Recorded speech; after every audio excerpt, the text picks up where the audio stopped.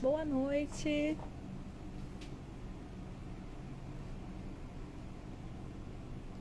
Boa noite. Hoje nós temos a live em especial do Dia do Psicólogo com a querida Luciana Saiter e com a querida Marina, nossas grandes colaboradoras e amigas aqui. Marina já entrou. Vou já incluir a Marina, é bom que a gente fica conversando, porque eu não sou muito boa de falar nessas coisas do começo. Mas a gente vai falar sobre o fazer piscina-oncologia, que envolve tanto Oi, nós três. Oi, Jaque! Marina, boa noite. Tudo Boa bem? noite, minha querida. Tudo bem, e você? Bem também. Tava ansiosa. Muito bom. Vamos inaugurar aí essa experiência de trio, que eu nunca fiz live de Isso. trio com duas Eu pessoas também tão não. queridas. Vai ser uma delícia. Não. O bom é que a gente já testa entre nós três. A Lu Tudo tá em casa, tá, chegando. tá tudo certo. Tô incluindo a Lu agora. E aí a gente começa a conversar entre nós três. E ver como é que é esse funcionamento aqui. Oi, Oi, Lu! Lu! Ah, que Estávamos alegria! falando dessa experiência da live em trio pela primeira vez. Também estou. Mas eu inaugurei na semana passada. Ah, é verdade. Uma delícia. Mas vamos lá, vamos ver se a conexão vai nos ajudar também. Tem essas questões tecnológicas. Ah, sim, eu tô acertando meu volume. Todo mundo me ouvindo? Uhum. Tô te ouvindo bem. Sim, sim. E é isso, né, Lu? Essa coisa aí dos imprevistos da tecnologia, acho que já é ótimo para o Sim, tema da nossa live hoje, né? Já que sim. fala aí de medicina, Atravessamentos tecnológicos. oncologia, atravessamentos tecnológicos, imprevistos, improvisos. Uhum. Né? Toda a nossa criatividade sendo colocada à prova. Exatamente. E o quanto isso nos solicita e nos demanda, né? Nos espaços de hospital, nos espaços de atendimento psi. E para além dos problemas, né, a gente poder também pontuar o quanto tem sido interessante para alcançar pessoas em outros locais, né? A gente tem visto muita atividade, principalmente quem faz grupo, né? De como tem sido potente para alcançar pessoas em outros estados até. Pois Essa é, né? aproximação virtual que a internet tem permitido agora. Uhum. O que vocês acham? A gente começa fazendo uma breve apresentação Pode da gente ser? aqui, Pode né, no ser. canal da Jaque. Apesar de todo mundo já ter aparecido aqui, né? Eu já ter aparecido no de vocês. Uhum. Quem começa? Quem começa? Você, a anfitriã. Ah, meu Deus. Tá. Então tá, eu sou a Jaqueline, eu sou psicóloga, formada pela UF, fiz residência no INCA. Em 2017 eu entrei, terminei em 2019, fiz o Fellow em Cuidados Paliativos, que é uma outra especialização no INCA, terminando agora esse ano. Resumidamente, essa é a minha trajetória, né? Temos a Lu e a Marina, que são minhas grandes amigas, presentes da residência, né? Vou passar a palavra então para a Luciana, para a gente seguir a ordem alfabética. Boa ideia, boa ideia. Na dúvida, a gente sempre joga a ordem alfabética. Pode. Muito bom. Então, obrigada, meninas. Super prazer estar aqui conversando sobre, né? Primeiramente, dizer um pouco da nossa. Não sei se a Jaque falou no início, dessa nossa conversa, né? Por que que estamos aqui? Nós tivemos, então, a ideia, já que é o mês do psicólogo, de falarmos o que fazemos em oncologia enquanto psicólogas. E como a Jaque disse, o INCA é uma instituição que nos uniu, né? Então, como Marina brilhantemente me disse uma vez, né? O INCA nos vinculou, né? Somos transferidas, né? Usando aí uma palavra bem analítica, bem psicanalítica.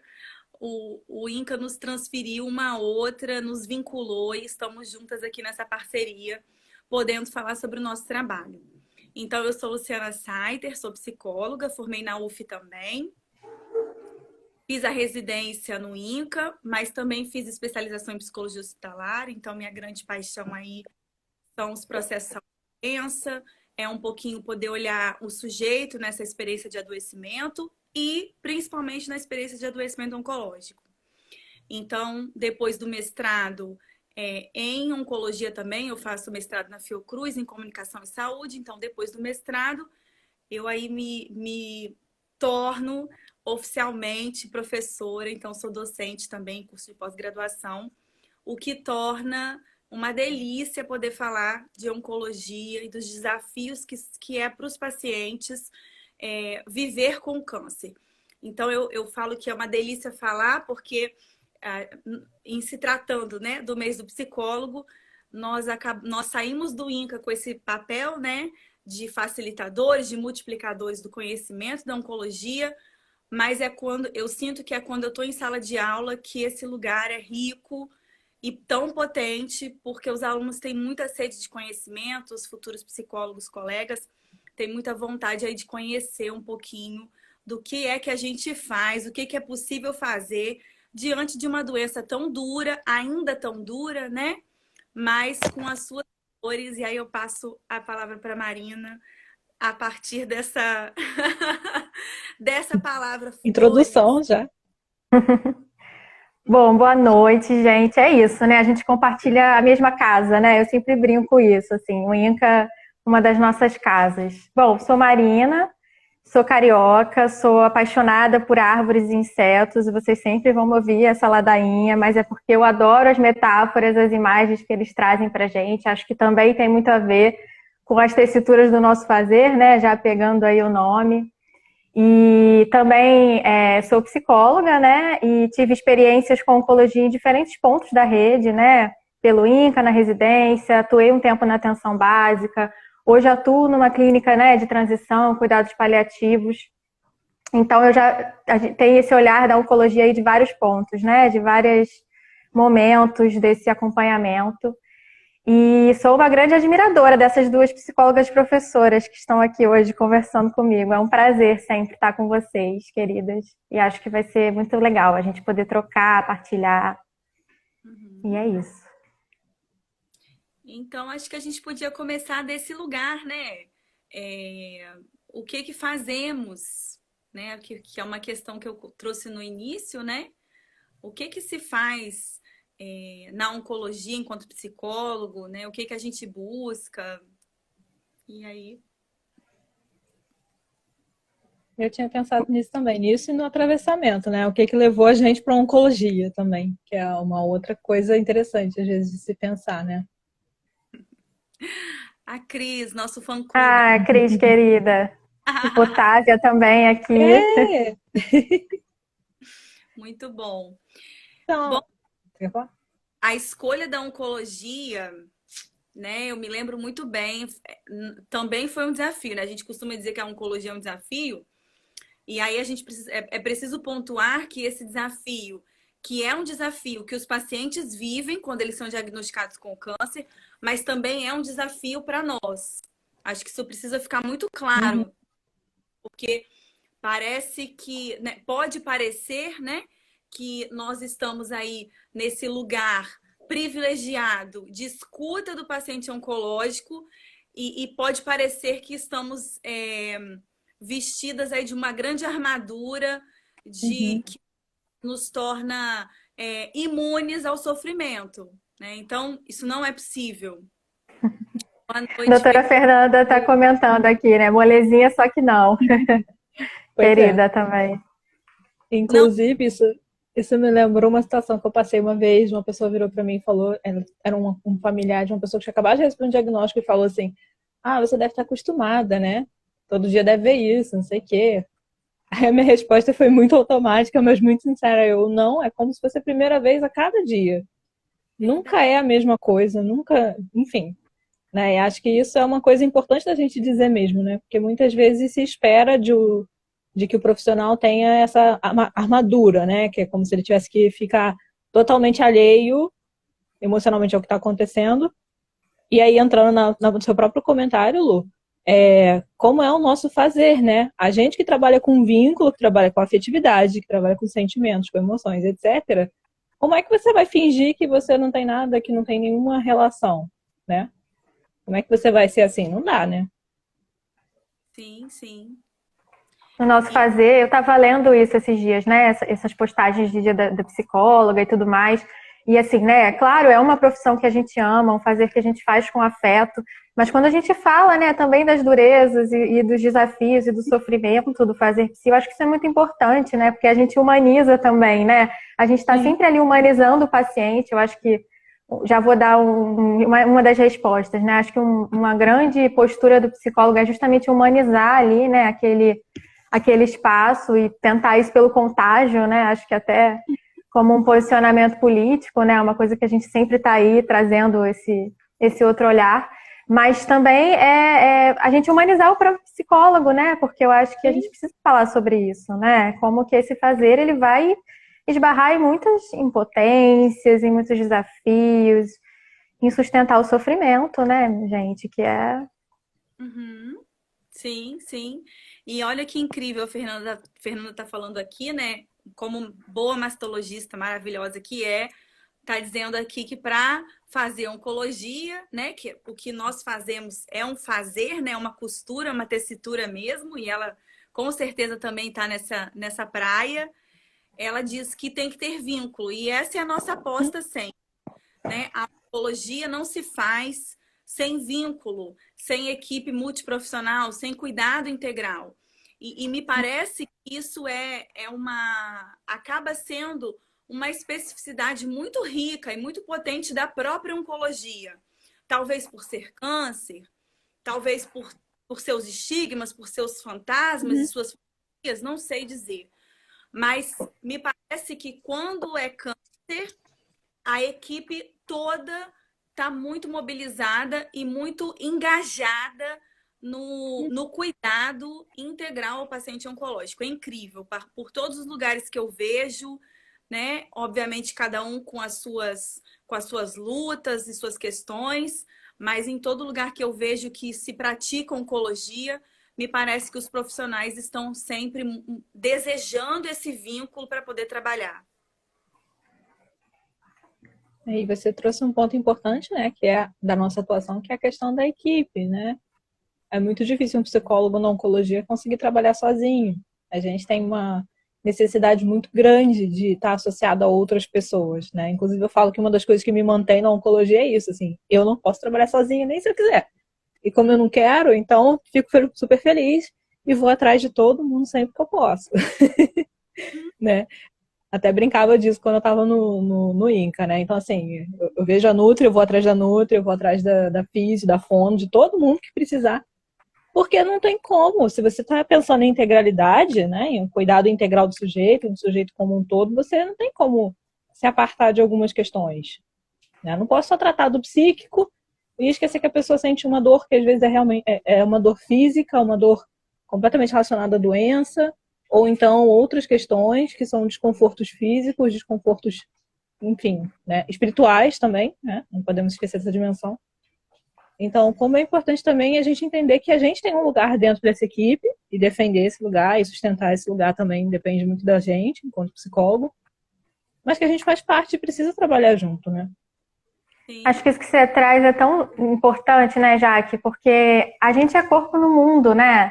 E quando a pessoa adoece, né, de câncer e encontra, e nossos caminhos se encontram, né, e a gente está ali naquele lugar de construir o cuidado junto, é um corpo, né, que adoece, mas um corpo no mundo, um corpo atravessado por relações, pelo social, pelo político, a questão dos estigmas, que eu acho que a Lu trouxe também, né? Então, é esse corpo no mundo, afeto, que vai chegar, né? Que vai estar junto com a gente ali. E o nosso corpo também, que vai estar em jogo, né? Então não tem como a gente não ter essa visão ampliada, né? Eu acho que o fazer psi em oncologia é ter uma visão ampliada, né? De saúde, de adoecimento como um processo, né?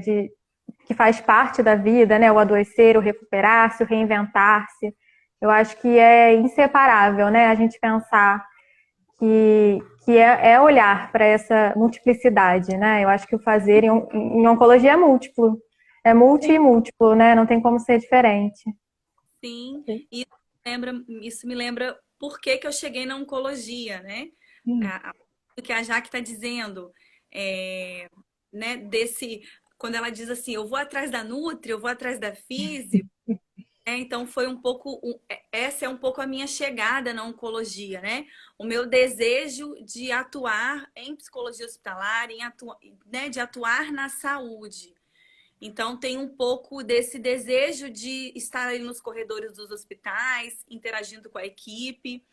Então me parece que é isso, né? Quem tem o desejo de atuar em oncologia acaba tendo um pouco essa pegada de poder ter esse desejo de estar inserido numa equipe multiprofissional, né? Obviamente, bem diferente do psicólogo que atua em consultório, né? Que aí vai ter um certo isolamento, me falta uma palavra melhor. E que é uma coisa que a gente também está tentando quebrar, né, Lu? A gente sempre fala muito sobre isso, né? Eu acho que o fazer da psicologia, gente, ele não pode ser solitário, ele tem que ser coletivo, ele tem que ser em rede, em todas as esferas, assim, porque Sim. Senão, né, que saúde que a gente está construindo, inclusive a nossa, né, assim, desse fazer, né? Uhum. E aí eu tô falando aqui como que eu entrei na oncologia, Mari Rabelo entra. Foi Mari Rabelo que me apresentou para a oncologia, assim, né? Me apresentou para a residência em oncologia. Porque quem me apresentou a oncologia, na verdade, foi uma amiga, assistente social, olha que incrível. Não é nem psicóloga, inclusive ela agora está terminando a psicologia, mas ela é assistente social. E ela veio ao Rio de Janeiro, da minha terra, lá do Espírito Santo. E ela veio ao Rio de Janeiro para um congresso de oncologia, e eu era estudante, ela assistente social, amiga de infância, e ela disse: vamos comigo nesse congresso, que esse congresso vai ser maravilhoso. E lá eu vi uma fisioterapeuta falando de oncologia, eu fiquei apaixonada, falando da residência, a ANC. Então, assim, vejam, não era psicóloga, era fisioterapeuta, era assistente social, enfim. Essa rede que a gente vai construindo aí, vai costurando e tecendo o nosso fazer é incrível, apaixonante. Assim, isso me move na vida. Já que a gente entrou nessa de quem inspirou, então a minha inspiração para quem me fez conhecer a residência foi a Luciana, né? Já contei essa história. Luciana era minha veterana na faculdade. Primeira pessoa que eu ouvi falar na vida que tinha feito residência em oncologia. Depois eu conheci a Júlia, que até fez o R2 dela no HC4 e tal. Mas a primeira pessoa que me mostrou que era possível chegar da faculdade na residência foi a Luciana. Então, culpa de eu estar aqui é da Luciana, coloca na conta dela. E esse trajeto é sempre muito legal, né? Porque a gente vai vendo quantas coisas vão se entrelaçando na nossa vida, né? E que nunca é uma coisa assim só por acaso, né? Ou então aquela história de uma escolha meio vocacional, meio, sei lá, assim, um dia eu acordei e resolvi que vou fazer. A gente vai desenhando também a nossa história com a oncologia, desde o comecinho, né? É uma pessoa aqui que te fala uma coisa, outra pessoa que te mostra outra coisa, aí você vê um curso, você vê uma aula, você vê não sei o quê, quando você está interessado em estudando, né? E você sabe que é muito engraçado, porque eu tô ouvindo vocês, e, gente, eu nunca tive o sonho de trabalhar em oncologia. Nunca, eu fui parar, se você me perguntar assim, como é que você foi parar na residência do INCA? Até hoje eu vou te dizer assim, olha, eu não sei direito. Eu tinha terminado a faculdade, eu tinha feito uma formação em terapia de família, e eu queria viver uma formação prática, né? E aí eu falei, cara, esse negócio de residência e tal, não queria fazer em saúde mental, né, especificamente, porque já tinha tido uma experiência, e eu queria uma que fosse assim, multi, que tivesse uma...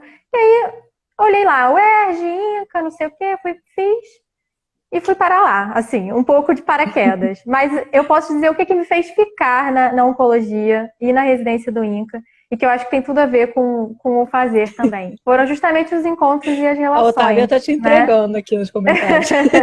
É verdade esse bilhete, a Thaí não me deixa mentir. Mas o que me fez ficar e fazer tanto sentido, né? E foi justamente isso, os encontros e as relações, né? As preceptoras que eu encontrei lá, as colegas de turma, né, Jaqueline, que eu encontrei lá e que foram me mostrando um fazer, né, afetado, um fazer engajado, um fazer ético, um fazer político, e isso tudo foi me encantando, né? Então, assim, foi a experiência que foi me contagiando de fato, assim, porque eu cheguei bem desavisada, sabe, na história, assim. Mas sabe qual é a minha teoria também? É que você se enganou pelo edital. Porque É o edital verdade. do Tinha lá um INCA tem livro uns sobre textos. grupo. É verdade. O edital do INCA tem uns textos que, se você tem essa visão mais ampla e tal, você fica, nossa, mas que É edital verdade. legal, eu quero estudar tudo isso. Porque uma das coisas que me levou também foi isso. Eu olhava todos os editais e pensava, cara, isso aqui vai dar trabalho, isso aqui é muito chato. Não, mas esse aqui, olha, cultura, saúde e doença. Tinha uns negócios assim que você fica abriu o olho assim. Eu lembro que eu olhava para o edital e falava, nossa, mas isso é tão legal, será que a residência é tão legal assim? Você tem toda a razão, já que tinha um texto de grupos da Regina Da Benedito Regina de Barros, Benevides, que é maravilhoso inclusive aquele. beijo para Rose e para Keila, que devem ter sido elas que botaram esse texto lá. Com E isso aí certeza. foi super um chamariz mesmo. Eu falei, gente, grupo, porque eu já sabia que eu queria encontrar essas coisas de instituição, grupo, né? Então, tem a ver com isso mesmo, tem razão. Então, para quem é estudante que for escutar a gente, ótima dica da Jaque. O edital dá pistas do que a Sim, residência vai trabalhar. sim. Ótima opção. E é isso mesmo. Porque eu me lembro bem da residência da UERJ, naquela época para mim era assustador. Todos os, né, todos mais um pouco.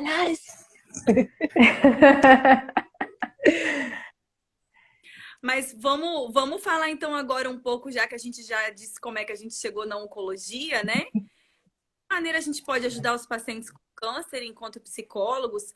Eu costumo dizer que o psicólogo ajuda o paciente a fazer a travessia, né, desse tratamento muitas vezes tão devastador, talvez não, mas enfim, já que a gente está aqui falando para psicólogos, mas também para pacientes, enfim, o que a gente pode fazer para contribuir com essa travessia? Você sabe, eu fiquei pensando muito no nome, né, Lu, que a gente bolou, né? Que a gente até teve uma discussão dos bastidores. A gente ficou assim, É. tessitura com dois S ou tessitura com C? Né? Como é que é? E aí eu fui pesquisar, né, e eu fui achando as duas possibilidades. A gente acabou escolhendo aí a forma mais aceita, mas eu fiquei pensando como as duas têm tudo a ver. Eu acho com a forma como a gente acompanha, né, essa travessia e a gente constrói esse trabalho. Porque a tessitura com dois S, ela tem a ver com as partituras musicais, né? A Jaque vai saber mais disso aí por conta do companheiro dela. E eu fiquei pensando que tem muito a ver, né? Porque as disposições dos sons e dos silêncios, né? Da gente poder sustentar, ouvir a história, partilhar, e também o não saber, e também o momento em que não dá conta, né? Em que a gente silencia frente àquele sofrimento, e a narrativa que a gente vai construindo junto. Então, essa imagem assim da partitura, né? E aí a equipe multi é essa orquestra que a gente vai coordenando esses instrumentos. E a tessitura com C, né? Que o tecer, que eu acho que a Lu até já falou um pouco aí, né?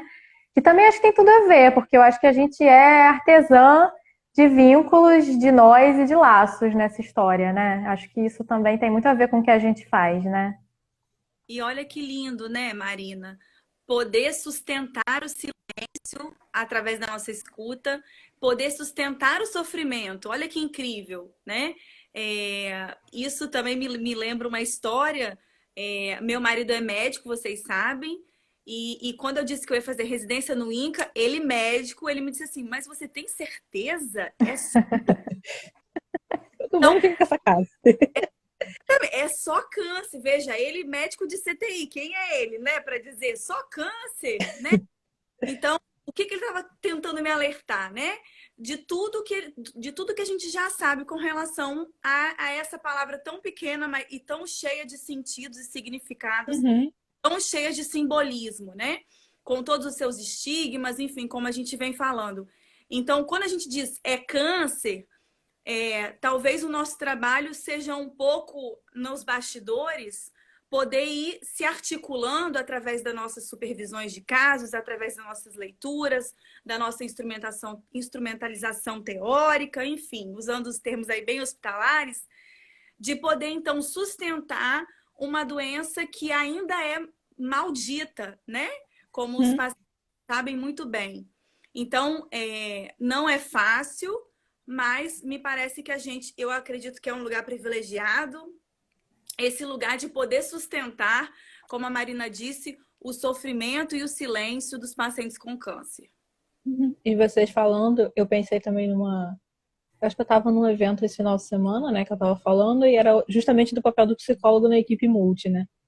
E aí, uma das coisas que eu sempre penso quando eu começo a refletir sobre esse fazer psi na oncologia é que justamente a nossa primeira questão com o paciente é quem é ele, né? E muitas vezes, diante do câncer, o paciente é qualquer coisa menos ele mesmo, né? Ele é o paciente que tem um tumor de não sei o quê, do leito tal, né? Enfim, ele começa a ser tratado como ou como um objeto, ou como, enfim, uma parte de um estudo, né? E muitas vezes o nosso trabalho é esse trabalho de recuperação, de reestruturação de uma história que está sendo atravessada por uma doença, né? Até o ponto de, quem sabe, junto com a pessoa, conseguir fazê-la compreender que a doença é parte da história e não a única história possível, né? Muitas vezes na oncologia o que a gente vê são pessoas completamente devastadas por essa sensação de que a doença toma conta de absolutamente tudo, né? Não consegue mais encontrar com os amigos, não consegue mais trabalhar, enfim, não consegue mais fazer o que gostava de fazer, né? Então, muitas vezes o nosso trabalho vai nesse processo de recuperação e reorganização dessa história para que a história continue com a doença, mas não só em torno da doença como se fosse a única coisa daquela vida, né? Sim. Nossa, já que isso que você está falando é muito bonito, né? Eu lembrei de uma autora que eu gosto muito, né? A Chimamanda Adichie, acho que vocês já devem ter ouvido falar, até o livro dela sobre luto, né? Também tem circulado bastante. E que ela fala muito isso, né? Os perigos da história única. E eu acho que você tem total razão, assim. O câncer ainda é, né, uma doença que convoca muitas história única, né? Do adoecimento, da perda, da dor, do sofrimento, do isolamento, do estigma. E é claro que esses elementos fazem parte, né? As histórias das nossas pacientes aí não deixam a gente mentir, mas assim, não é a única coisa, né? Eu acho que talvez você falou uma coisa legal, assim, o nosso papel é lembrar que há muito mais elementos, muito mais páginas nessa história, né? E convidar a pessoa a percorrê-las com a gente também, mas sem ignorar esse capítulo, né? Porque também, quantos lugares a pessoa não pode falar sobre o câncer, ela não pode falar sobre o que dói, ela não pode, não tem esse espaço, né? Sim. E quando a gente sustentar esse lugar de escuta do sofrimento, é um pouco isso. Não há lugar para falar do câncer, né? E talvez também, ainda que essas mulheres, esses homens com câncer tenham lugar para falar da doença, eles podem sentir que não são escutados em plenitude, né? Então, me parece que acaba, por isso que eu digo que é um lugar privilegiado. Nós acabamos ficando então nesse lugar de poder, de suportar escutar aquilo que é tão difícil para as pessoas escutarem, né? E como a Jaque falou, poder trazer esse paciente para ser sujeito da sua história, né? Então, acho que a nossa escuta acaba os colocando nesse lugar que é preciosíssimo para que o paciente possa fazer essa travessia de maneira bem autônoma, bem responsável, bem, né, seguro, né, o quanto possível, né? Enfim. De acordo com a história dele, né, Lu, com o que fizer sentido para ele, né? Que é o fio condutor, né? E é até importante quando a gente vai recuperando um pouco da história, um pouco do que é importante para o paciente, o que é o sentido da vida dele, porque a gente acaba já percebendo e ajudando talvez a pessoa a perceber que ela já possui alguma coisa que dá suporte a ela. Então, assim, você ajuda a pessoa a encontrar recursos de enfrentamento, digamos assim, né? Os recursos de coping, né? O que é importante para você, o que te faz suportar, o que te leva a tolerar passar por quimioterapia, radioterapia, cirurgia, etc., o que te dá sentido de fazer tudo isso? Por que você acorda e vem para o hospital? Então, assim, todas essas perguntas que a gente vai fazendo, às vezes diretamente, às vezes nem tanto, elas vão ajudando também a pessoa a se organizar e, às vezes, a recuperar coisas importantes, tanto da própria história, mas também com o nosso trabalho a gente consegue ajudar as pessoas até a encontrar outras opções, né? A entender a forma como ela vem lidando com a doença e pensar em formas novas ou adaptações que ela precisa fazer, enfim. Né? A gente faz esses convites, né? É de poder ter essa abertura para criar também em cima da doença, né? A doença não precisa ser só o pior pesadelo possível, ela pode ser outras coisas. Sim, sim, deve, né? A Roberta está falando aqui, pedindo para a gente dar mais sugestões de livros. Roberta, esse livro que eu falei é Notas sobre Luto. O nome da autora é Chimamanda Adichie. Parece um pouco difícil, mas depois a Jaque pode botar lá no canal também. Esse é um livro, ele é bem pequenininho, mas ele é Sim, ele muito sai um legal. pouquinho tempo. Sim. E, Roberta, eu tenho vários vídeos mostrando livros na oncologia, mas de toda maneira eu sugiro que você nos procure para você dizer o que você está precisando, né, em termos de leitura. Se você tem paciente com câncer, se você está só curiosa, que aí a gente vai poder dizer melhor dos livros que você está.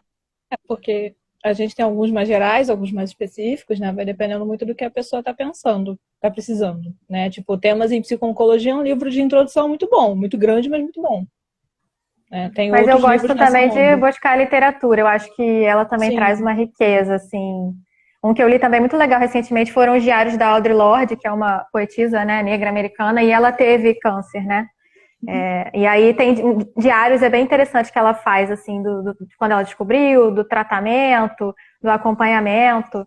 E eu acho que é isso. Acho que os livros técnicos, a literatura, as experiências dos pacientes, isso tudo complementa muito bem, né? Inclusive, falando dos pacientes, a gente tem a Ana Michele, né, com o Paliativas, aqui no Instagram. Ela já está com o segundo livro publicado sobre a experiência dela como paciente oncológica em cuidados paliativos. Então, é uma super indicação que eu dou para as pessoas. Né? No Instagram, sem ser livro, né, tem a supervivente, a Jussara também, né, que é uma pessoa que tem uma história parecida com a Ana Michele, até elas são colegas de vida depois disso, né? E acho que são algumas coisas também para a gente pensar na doença desse outro lugar, né? Não só do lugar técnico. Porque também acaba que a gente muitas vezes se prende na literatura, né? E aí, diante da experiência do outro, a gente está diante da experiência. Ouvir a experiência também faz muita diferença, né? Acho que essas literaturas relacionadas aos pacientes contando a sua visão das coisas é muito interessante, até para a gente pensar em como a gente institui certos serviços, enfim. Sim. Algumas dicas que eu também sempre dou, né? Sempre falo, leiam Ana Michele, gente. A dica também é acompanhar o Instagram da Jaque e da Luciana, que elas sempre estão com dicas maravilhosas. Então, Roberta, fica de olho aí que vai ter muita coisa legal. Eu acho que eu tenho algumas coisas de livro também no Rios, mas agora de cabeça é tanta coisa. Né? Enfim. E é isso, a gente está sempre lendo, né? A gente está sempre tentando conciliar, né, a parte teórica com a prática, né? Então, acredito que tudo que a gente vai fazendo, seja o atendimento individual, seja o grupo, dando uma aula, isso vai nos convocando ao estudo, né? Então, é difícil dizer assim. É o livro que eu tô lendo hoje, posso dizer que ele tá aqui do meu lado. Hashtag publi, é isso, gente. Eu tô aqui para enaltecer as minhas colegas. Mas por Como é que é o nome, Lu? Esse eu não conheço. Eu vou dar aula na semana que vem para pós-graduação. É Oncologia, Clínica do Limite Terapêutico. É uma é da Marisa Decá de Moura, grande psicóloga hospitalar, faleceu, infelizmente, mas é psicanálise e medicina. De todo modo, é fácil leitura, mas eu estou gostando bastante. E é isso, né? É uma clínica do limite mesmo, né? Oncologia. Né? E acho interessante também, né? Porque eu não sei para vocês, mas toda vez que a gente acostuma a se apresentar, né, nos lugares e tal, e aí eu recebo olhar esquisito desde a faculdade, né? Tipo, ai, ela gosta de oncologia de morte. Então, o quanto, né? A Lu falou um pouco desse estranhamento do marido dela, mas o quanto que eu acho engraçado, né? E que foi uma percepção que eu tive, acho que a Otávia vai lembrar. Isso foi uma percepção que eu tive em terapia até, né? Do que o que me move na oncologia mesmo é a vida, né? E a sensação de vida que muitas pessoas percebem diante de uma doença, né? É aquela urgência de viver, e aquela necessidade de viver, e o quanto muitas pessoas passam a viver, entre muitas aspas, é claro, né? Melhor, porque elas começam a ir atrás de coisas que são importantes, coisas que elas acreditam que antes não tinham tempo, achava que não tinha tempo na vida, né? E o quanto para mim esse movimento é importante, né? Eu falo que é a partir desse encontro com a finitude ou com a doença, enfim, que eu consigo enxergar o quanto a vida é potente, né? E o quanto as pessoas conseguem inventar coisas e criar e dar um jeito e resolve isso, resolve aquilo, e você fica, caramba, como assim? Né? Às vezes as pessoas mudam completamente, fazem coisas que você, enfim, achava que não dava, E acho que esse é um ponto também interessante, né? De pensar na potência que as pessoas encontram nesses cenários que, no senso comum, na nossa fantasia de sociedade, são cenários de tristeza, de desolação, de desespero, de desamparo. Enquanto que a gente trabalha justamente com o oposto, muitas das vezes, né? Sim, sim. É limítrofe, né? Porque é o encontro da vida com a morte, mas não uma morte materializada, mas uma morte talvez até imaginada muitas vezes, né? Uhum, Talvez vá morrer naquela hospitalização ou enfim, naquele diagnóstico, naquele tratamento. uhum. Mas eu concordo muito com você, já que é exatamente esse lugar em que eu me coloco, né? Tem a fala do meu marido, mas também teve a fala da minha mãe, né? Ela dizia assim: nossa, a Luciana, o paciente, quanto mais morrendo, melhor. Ela gosta mais. Ela dizia. E aí aquilo ficou ressonando ali em mim, né, durante a residência. E aí, com o tempo, eu fui percebendo que isso tem a ver com a minha história de vida, né? Ela me ensinou a lidar com a morte desde criança, desde muito pequena. A morte nunca foi um tabu, nunca foi silenciada na minha família, né? A morte sempre foi presente e falada e comunicada e vivida desde criança, né? Então, quando eu era muito pequenininha, eu levei o meu pintinho para ser enterrado. Ninguém falou nada, eu fui lá. Minha mãe tinha, né, os falecidos da família, então todo mundo ia lavar o jazigo da família com os falecidos. Então, os falecidos têm um lugar, né? Então, a minha mãe construiu esse lugar da morte para mim. E, obviamente, isso me ajudou muito quando eu perdi minha mãe. Então, eu sou muito grata por essa história. E aí, quando eu chego na oncologia, eu vejo que não tem nada de morte, gente, na oncologia. A oncologia fala de vida o tempo inteiro. E eu sou, assim, muito grata mesmo por estar na oncologia, porque essa potência de vida você vê o tempo inteiro na oncologia. E o quanto eu aprendo com os pacientes a viver a vida, porque eu digo que não precisa esperar a doença vir para aprender a viver, né? A gente pode viver e viver como é possível, obviamente, né?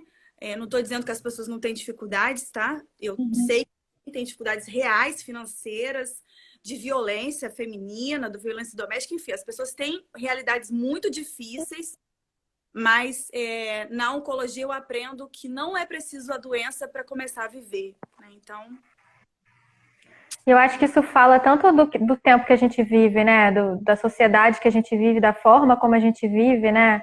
E aí eu acho que é importante também a gente falar, eu acho que o fazer de si em oncologia também é um fazer de estar sempre trazendo, né? Esse olhar do social, esse olhar do contexto, né, histórico, a sociedade que a gente vive, né, capitalista, racista, machista e todos esses atravessamentos e essa vida de produtividade, de que não pode parar, né? Só quando o corpo adoece, acho que a Jaque falou isso muito bem, é que talvez você possa se olhar, que talvez você possa se cuidar, né? Trabalhando com as mulheres, a gente vê muito isso, tá sempre cuidando de todo mundo e aí adoece, e aí é a primeira vez na vida que recebe um cuidado, que recebe um olhar, né? E eu acho que então eu acho que o lugar do psicólogo também é um lugar de denúncia um pouco, sabe? Disso, assim, dessa loucura que a gente vive, de como talvez não dê pra gente continuar, né? Sustentar, viver dessa forma, a gente tá adoecendo e o que a gente faz com isso, né? De pensar, assim, de coletivizar também as coisas, né? Eu acho que é esse jogo o tempo todo, né? O fazer em oncologia é muito da singularidade,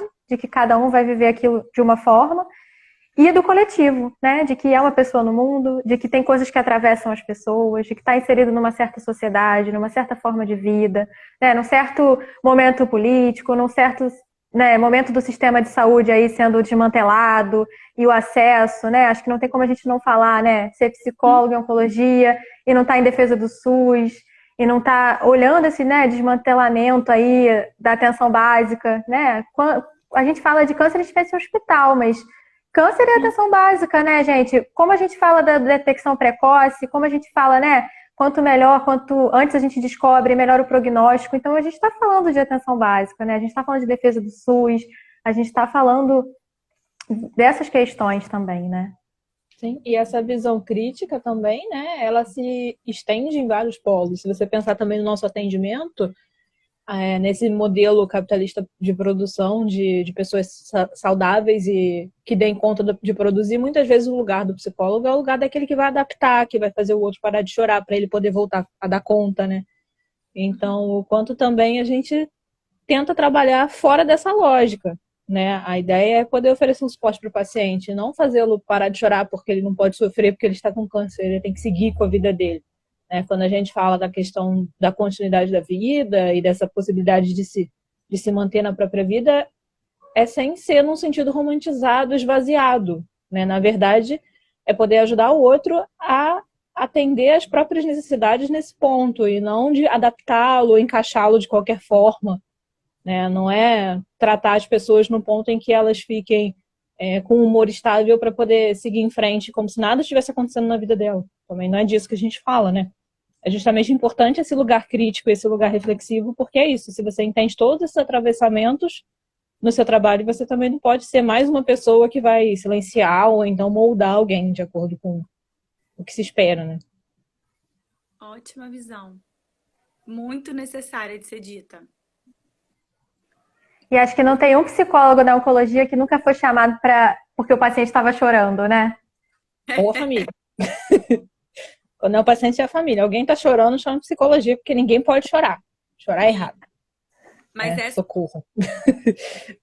que traz é muito preciosa, porque eu vivo isso, assim, semanalmente, dos pacientes se questionando se eles param de trabalhar ou não para viver o tratamento oncológico, né? E aí, obviamente, né, essa decisão é muito particular, ela tem a ver com a vida do sujeito, né? Mas a gente não pode deixar de vislumbrar esse cenário de fundo que vocês duas estão privilegiando, que é a questão da produtividade, a questão da produção. Não posso parar por uma dor de cabeça, não posso parar por uma gripe, não posso parar por uma cólica. Nós fomos socializados com estas propagandas, ainda somos, né? Então, estar nesse lugar de adoecimento concreto, porque, vejam, é um câncer, né? Por mais que a gente tente desestigmatizar o câncer, a gente não pode deixar de levar em consideração que não é uma doença que é tratada com uma medicação em casa, né? É uma doença tratada com tratamento em instituições, muitas vezes tratamentos invasivos e mutiladores.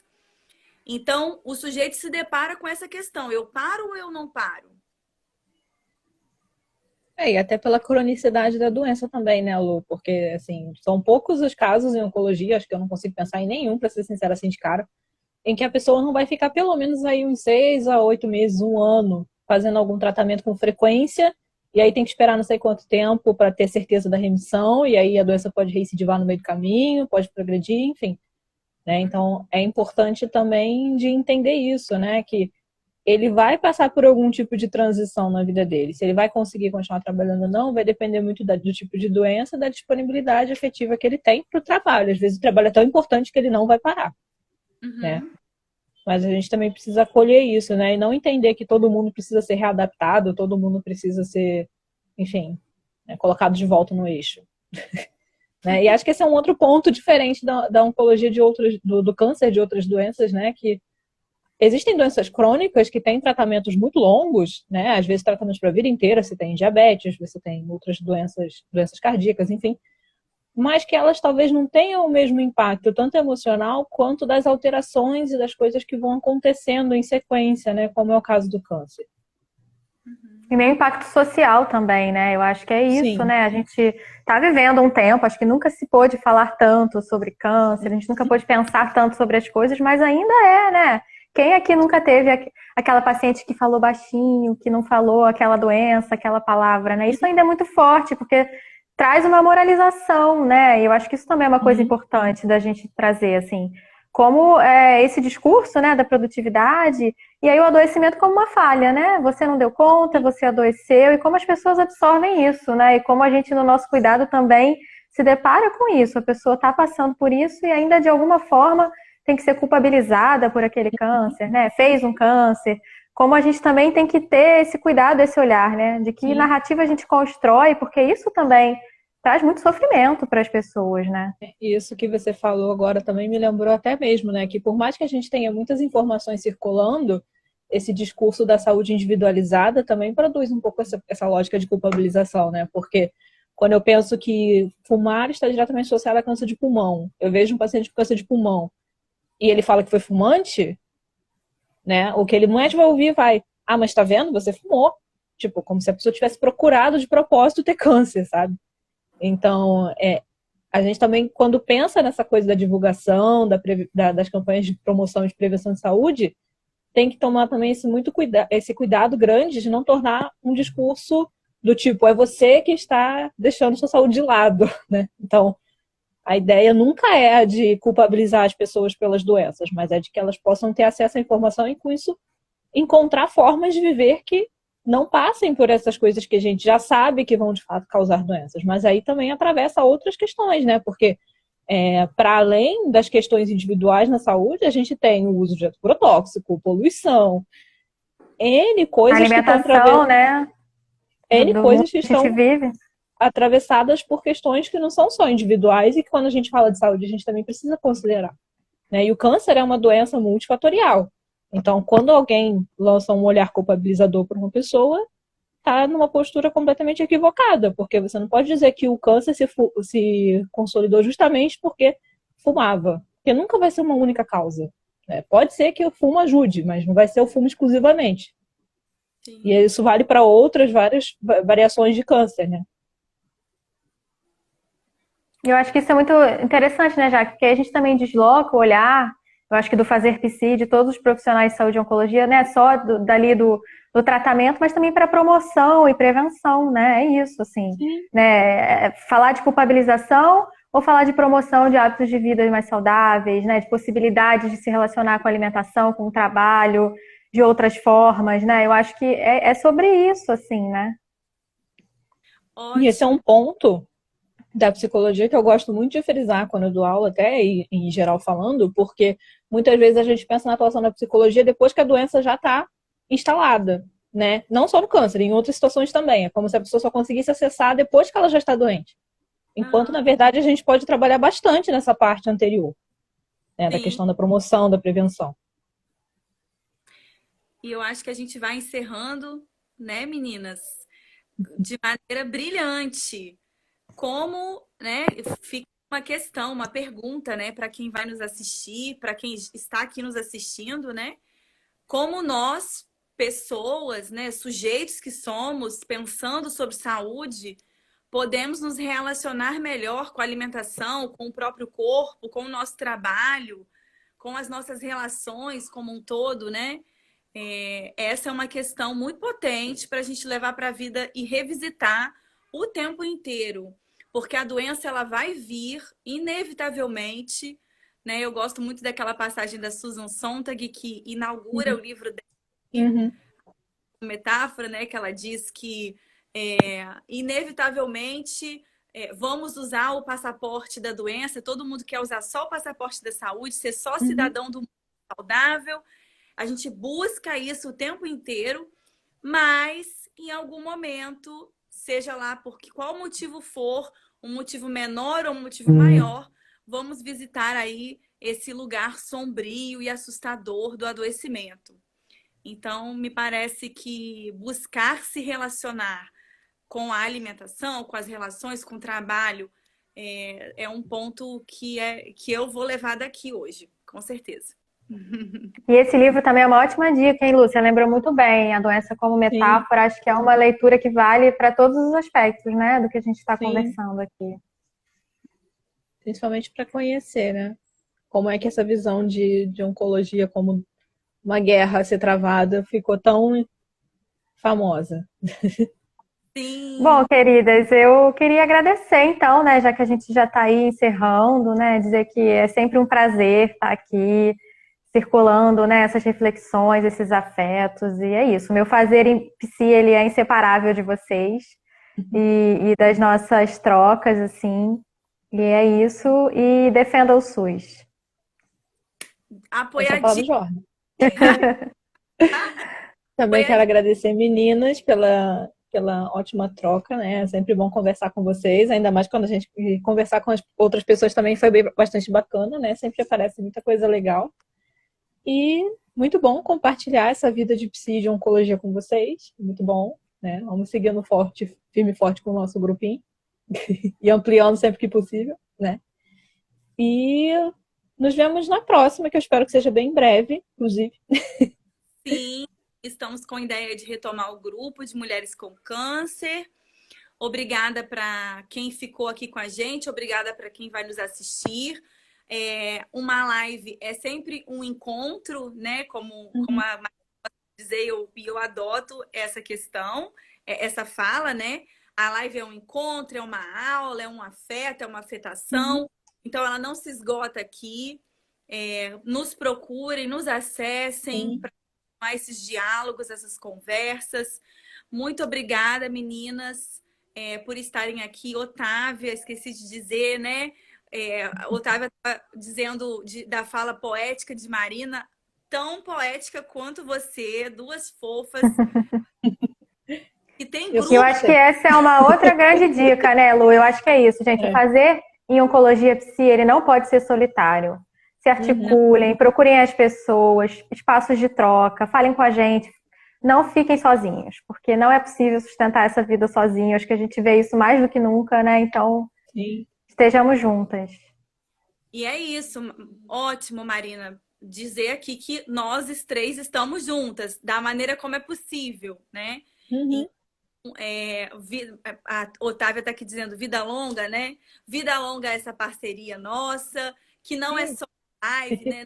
Uma parceria Instagram, não tem nada a ver com, né, com a rede social, tem a ver com a vida real, que a gente né, tenta se encontrar e, obviamente, virtualmente, porque estamos numa pandemia, mas é uma parceria com certeza muito frutífera. E vem sempre muita coisa boa por aí. Vamos continuar, então, conectados. Muito obrigada, meninas, pela parceria e pela boa conversa. Boa noite. Boa noite. Bom descanso. Mais uma vez, obrigada a todo mundo que ficou até agora. Espero que quem assista depois goste bastante. Qualquer coisa pode deixar nos comentários aqui no perfil. Ou talvez em outro canal, se precisar. Pode mandar direct também. A gente está à disposição. Vou deixar o link do perfil das meninas também para vocês seguirem, quem quiser segui-las, que ainda não segue, tá? Espero que sigam, hein? Por favor. Beijos, amadas. Tchauzinho, gente.